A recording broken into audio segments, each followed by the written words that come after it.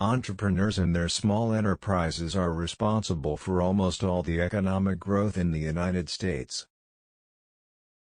Thomas Jefferson once said, "We should never judge a president by his age, only by his works." And ever since he told me that, I stopped worrying. Then a people free to choose will always choose peace. All great change in America begins at the dinner table.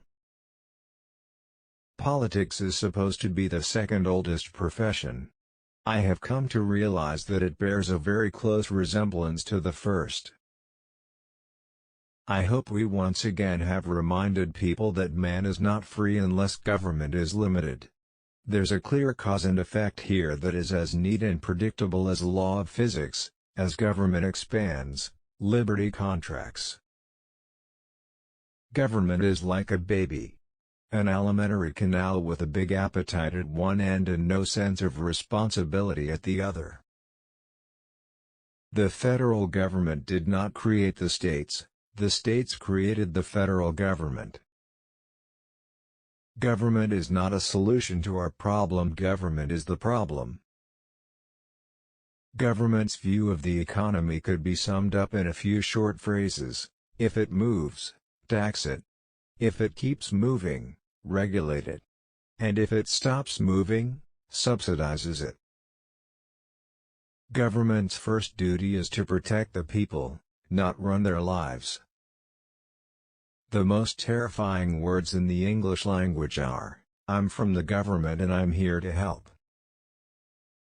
Democracy is worth dying for because it's the most deeply honorable form of government ever devised by man. Government exists to protect us from each other. Where government has gone beyond its limits is in deciding to protect us from ourselves.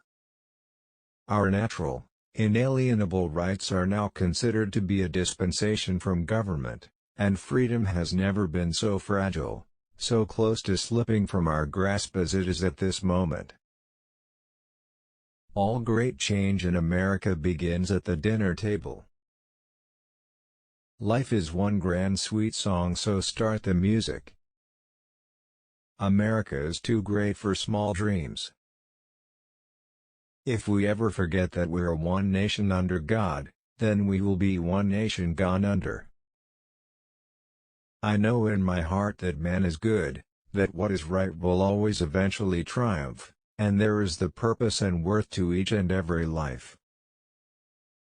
Above all, we must realize that no arsenal, or no weapon in the arsenals of the world, is so formidable as the will and moral courage of free men and women. I have wondered at times what the Ten Commandments would have looked like if Moses had run them through the U.S. Congress. We must reject the idea that every time a law is broken, society is guilty rather than the lawbreaker. It is time to restore the American precept that each individual is accountable for his actions.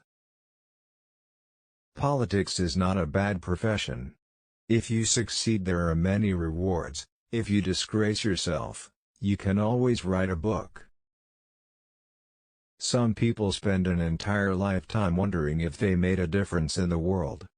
But, the Marines don't have that problem.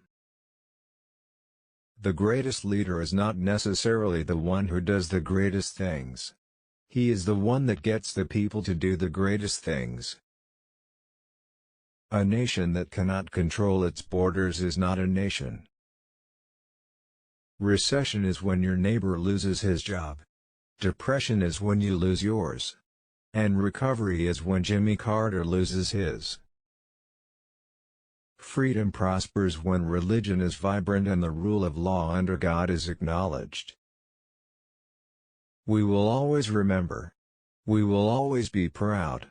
We will always be prepared, so we will always be free. It has been said that politics is the second oldest profession. I have learned that it bears a striking resemblance to the first.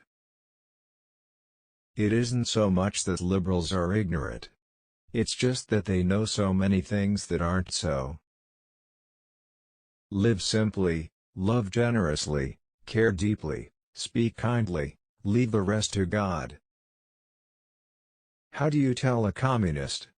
Well, it's someone who reads Marx and Lenin. And how do you tell an anti-communist? It's someone who understands Marx and Lenin. We don't have $1 trillion debt because we haven't taxed enough, we have $1 trillion debt because we spend too much. To sit back hoping that someday, someway, someone will make things right is to go on feeding the crocodile, hoping he will eat you last, but eat you he will. I have left orders to be awakened at any time during a national emergency, even if I'm in a cabinet meeting.